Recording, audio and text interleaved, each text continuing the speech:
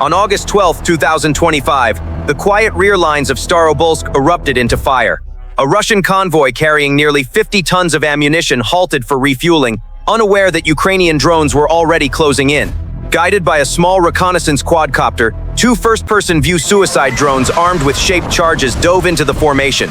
Within minutes, 5 trucks loaded with artillery shells and rockets detonated in a chain reaction, sending shockwaves through Russia's logistics network.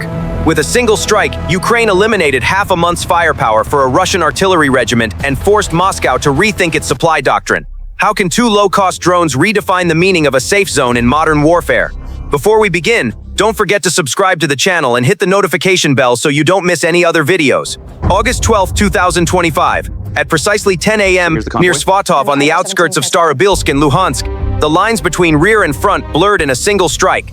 A Russian convoy carrying nearly 50 tons of ammunition had halted for refueling, unaware that it was already locked into the sights of Ukraine's 14th Tactical UAV Regiment. Minutes later, the silence was broken as 2 first-person view suicide drones surged forward at speeds exceeding 120 miles per hour. Their flight paths precise, their mission irreversible. What followed was not a simple raid but a surgical disruption of Russia's logistical lifeline. 15 minutes earlier, the operation had begun with the launch of a modified DJI Mavic 3. This small quadcopter was more than a scout.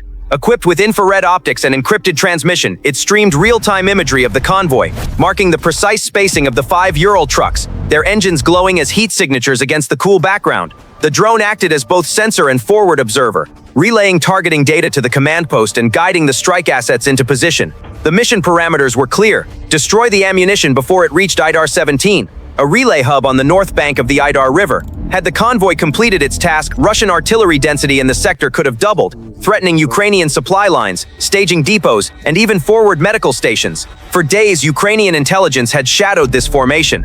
Electronic reconnaissance, pattern analysis of crew habits, and UAV surveillance all converged to a single prediction: the convoy would be forced to halt for inspection and refueling at a vulnerable site near Starobilsk. This point lay beyond the reach of fixed Russian air defense batteries.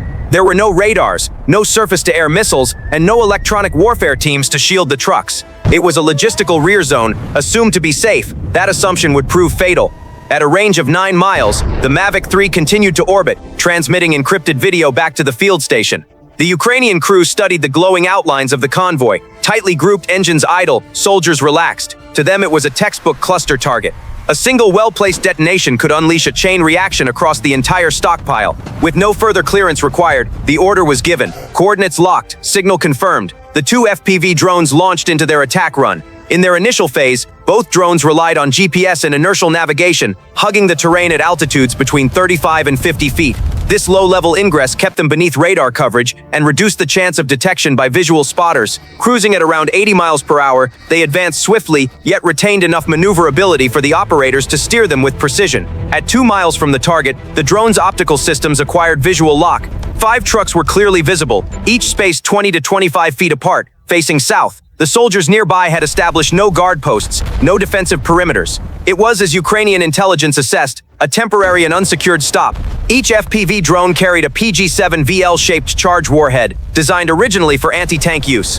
Weighing around 6 pounds with an 85mm copper liner, the charge was small compared to the convoy's payload, yet devastating when applied correctly. The explosive generated a hypervelocity jet capable of piercing nearly 17mm of hardened steel and igniting volatile materials behind it. Against lightly armored trucks laden with shells and propellant, it was overkill, an arrow striking a powder keg. The tactical concept was simple: detonate truck number 3 at the convoy's center to ignite a chain reaction, and then destroy truck number 5 at the rear to seal the formation in a wall of fire. At 10:30 a.m., with just 600 meters left, the drones descended to 16 feet, transitioning fully to optical recognition for terminal guidance. UAV-1 locked onto the central vehicle, truck number 3. For several seconds, the operator kept a steady approach, then accelerated to 87 miles per hour in the final sprint. The warhead struck precisely, penetrating the thin steel wall. In an instant, the shaped charge generated a plasma jet exceeding 5,000 degrees Fahrenheit, ripping through the ammunition stowed within. The interior erupted like a furnace. Propellant charges and fuses ignited almost simultaneously, creating a runaway fireball that consumed the truck in seconds. Heat surged outward into adjacent vehicles. Truck number 2 at the front and truck number 4 behind were engulfed by the blast wave and thermal jet, their shells and propellants destabilizing into premature ignition. The battlefield entered chain detonation mode.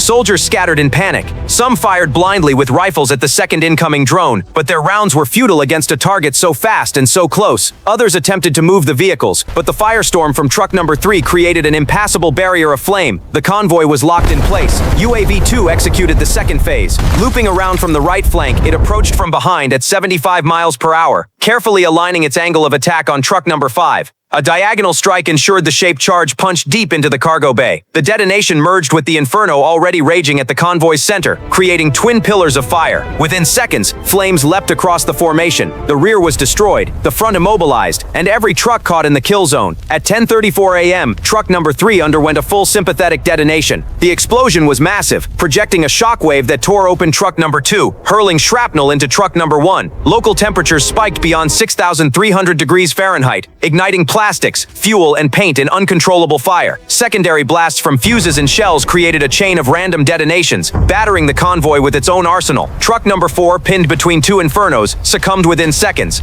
The compounded heat detonated its entire load, projecting steel fragments nearly 150 meters. In under 3 minutes, all 5 trucks were destroyed. 4 were obliterated completely, reduced to twisted wreckage scattered across the roadway. Towering fire columns rose tens of meters into the air, visible from more than 12 miles away. The logistical heart of the convoy had been annihilated by just 2 low-cost drones. The blasts did not end with the initial detonations. Truck number 1, which had remained intact in the opening seconds, could not withstand the shockwaves from the destruction of its neighbors. Shrapnel from truck number 2 punctured its cabin and cargo bay, spreading fire through the compartments. Within moments, flames surged uncontrollably, and the last vehicle of the formation was fully ablaze. The convoy no longer existed as an operational unit. It had been transformed into a line of wreckage and secondary explosions. The intensity of the firestorm transformed Starobilsk's industrial edge into a temporary inferno. Columns of black smoke mixed with the blue flames of burning transformer oil, rising into a wall that blanketed the skyline. The destruction was visible for over 12 miles, a beacon of vulnerability that Russia could not ignore. As the ammunition cooked off, shells and rockets erupted sporadically, turning the area into a lethal zone. Fragments were hurled nearly 500 feet, shattering infrastructure and cutting through nearby installations. The tactical results were absolute. 2 drones had eliminated an estimated 40 to 50 tons of artillery ammunition in under 3 minutes. Every truck was destroyed, with 3 to 4 crew per vehicle, plus escorts and technicians. Casualties likely reached 20 to 25 men. For Russia, this was not just material loss, it was a rupture in its logistics artery. The road itself was scarred, the concrete surface deformed by the blasts, and scattered with unexploded ordnance. Within minutes, Russian emergency units and EOD teams were dispatched. Firefighters, medics, and sappers entered the hot zone, while security forces cordoned off Route P66. Ambulances were stationed along the perimeter as random detonations continued. The danger was not limited to flames. Hundreds of unexploded shells littered the blast radius, forcing prolonged clearance operations. For 5 to 7 days, transport through this sector was paralyzed. The Stebelsk-Kupiansk supply route, the artery feeding Russian artillery groups in northern Luhansk, had been cut. This single strike effectively erased half a month of firepower for a Russian artillery regiment. Stockpiles meant to sustain offensive pressure were gone in one night.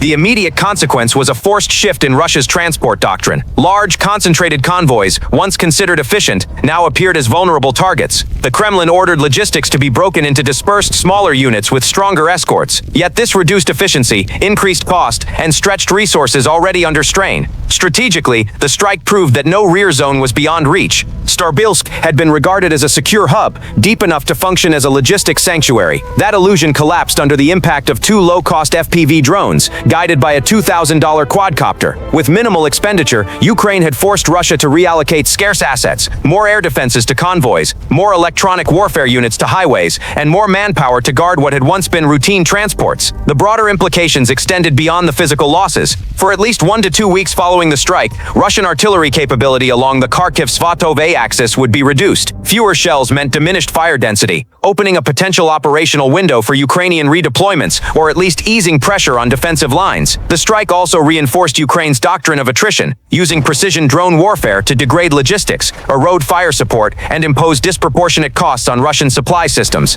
The message was unambiguous. Every convoy, regardless of size, is a target. Every route, no matter how deep in the rear, can be struck. With the front shifting into the rear, Russia faces the prospect of a logistics system in permanent jeopardy. The flames over Starobilsk were not just the destruction of a single convoy. They were a signal that the rear has become the new battlefield.